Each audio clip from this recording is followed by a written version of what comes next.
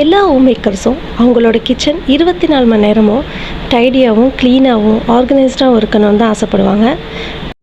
அதுக்கு நான் ஃபாலோ பண்ணுற சில ஹேபிட்ஸை உங்கள் கூட இந்த வீடியோவில் ஷேர் பண்ணியிருக்கேன். அதில் நான் ஃபாலோ பண்ணுற ஃபஸ்ட் ஹேபிட் இது தான்.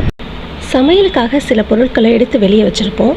அதை சமையல் முடிக்கிற வரைக்கும் கவுண்டர் டாப்லேயே நிரப்பி வைக்காமல் அந்த பொருளோட தேவை முடிஞ்சதும் அதை எடுத்து வச்சுருங்க.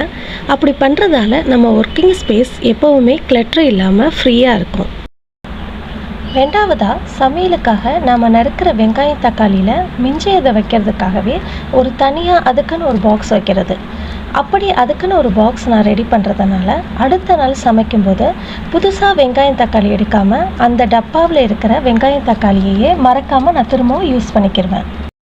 இதுபோல் நான் சமையலை முடித்து கேஸ் ஆஃப் பண்ணுறதுக்கு முன்னாடியே எல்லா பொருளையும் அதோட இடத்துல திரும்பி வைக்கிறதுனால சமையல் முடிக்கும்போது என்னோடய கவுண்டர் டாப்பு க்ளீன் ஆகிடும்.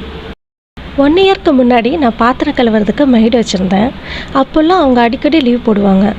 இதனாலேயே ரொம்ப டென்ஷன் ஆகும். ஏன்னு சொன்னால் நம்ம பாத்திரத்தை சேர்த்து வச்சுருப்போம். இப்போ ஒரு நாளைக்கு 2 தடவை வந்தாலும் இல்லை ஒரு தடவை வந்தாலும் அவங்களுக்காக நம்ம சேர்த்து வச்சுருப்போம். அப்படி சேர்த்து வச்சு அவங்க ஒரு நாள் லீவ் போட்டாங்கன்னா அந்த அன்றைக்கி பாத்திரம் அவ்வளோத்தை பார்க்கும்போது நமக்கு டென்ஷன் ஆகும். இப்போல்லாம் நான் மெய்டு இல்லை.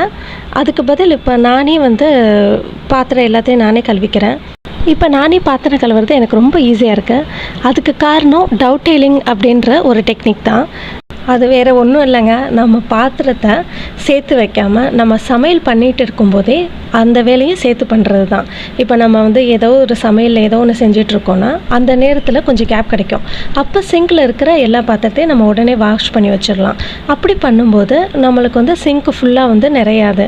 ரொம்ப ஃப்ரீயாக இருக்கும் அந்த நேரங்களில். இப்போது இந்த ஹேபிட்டை நான் ஃபாலோ பண்ணுறதுனால எனக்கு மெய்டு வைக்கணுங்கிற எண்ணமோ இல்லை டிஷ்வாஷர் வாங்கணுங்கிற எண்ணமோ கூட எனக்கு இப்போ வரதில்லை. அடுத்து நான் ஃபாலோ பண்ணுற ஹேபிட்டை, நம்ம சமைக்கும்போது ஸ்பில் ஆகும் இல்லையா, அதை உடனே க்ளீன் பண்ணிடுவேன். அதுக்கு ஒரு பழைய பெட்ஷீட்லேருந்து இல்லை ஏதோ ஒரு காட்டன் கிளாத் பழசு இருக்கும்ல, அதை கட் பண்ணி காட்டன் கிளாத்தை ரீயூஸ் பண்ணிக்கிடுவேன். அதை அந்த கிளாத்தை என்கிட்ட இருக்கிற மாதிரி வச்சுக்கிடுவேன். அப்போ தான் க்ளீன் பண்ணுறது ரொம்ப கஷ்டமாக தெரியாது.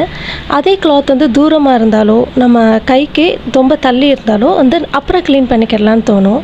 அதுக்கு நான் இந்த கட்டப்பையில் இருக்கிற ஒரே ஒரு கம்பை எடுத்துக்கிட்டேன். அந்த கம்பில் கலர் த்ரெட்டை வச்சு ஒரு அழகான ஒரு ஆர்கனைசர் மாதிரி செட் பண்ணி அதில் தான் இந்த காட்டன் கிளாத்தை நான் மாட்டி வச்சுருப்பேன்.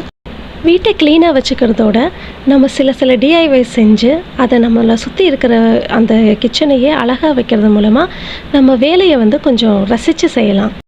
அடுத்ததாக ஸ்பூன் ரெஸ்ட் யூஸ் பண்ணுறது. அதுக்காக புதுசாக ஒரு ஸ்பூன் ரெஸ்ட் வாங்கணும்னு அவசியம் இல்லை. நம்ம வீட்டில் இருக்கிற ஒரு பிளேட்டையே நம்ம யூஸ் பண்ணிக்கிடலாம். இதனால் கவுண்டர் டாப் கரையாகிறத நம்ம தடுத்துக்கிடலாம். அடுத்ததாக ஓப்பன் ஷெல்ஃபை அவாய்ட் பண்ணுறது. இது மாதிரி ஓப்பன் ஷெல்ஃபை நிறைய இன்ஸ்டாகிராம் பேஜஸில் நம்ம பார்த்து ரொம்ப இன்ஸ்பயர் ஆகிப்போம்.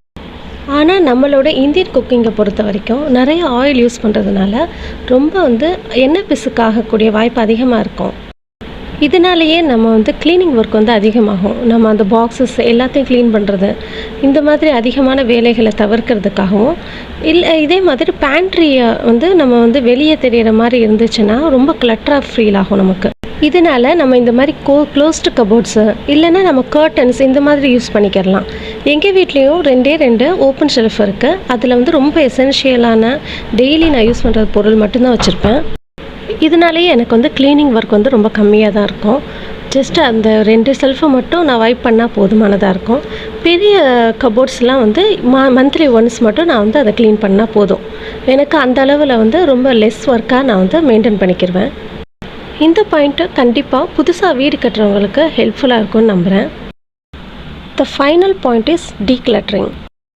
நம்ம கிச்சனை ரெகுலராக டீக்ளட்டர் பண்ணுறத ஹேபிட்டாக மாற்றும்போது க்ளீனிங்க்கு நம்ம கொடுக்குற எஃபர்ட்டும் குறையும், நமக்கு போதுமான அளவு ஸ்டோரேஜ் ஸ்பேஸும் கிடைக்கும். ஒரு கிச்சன் கிளட்டர் ஃப்ரீயாகவும் க்ளீனாகவும் இருக்கும்போது சமையலே பிடிக்காதவங்க கூட சமைக்கிறதுக்கு ஆசைப்படுவாங்க. இந்த ஐடியாஸ் எல்லாம் உங்களுக்கு பிடிச்சிருக்குன்னு நம்புகிறேன். பிடிச்சா லைக் பண்ணுங்கள், ஷேர் பண்ணுங்கள், சப்ஸ்கிரைப் பண்ணுங்கள். தேங்க்ஸ் ஃபார் வாட்சிங்.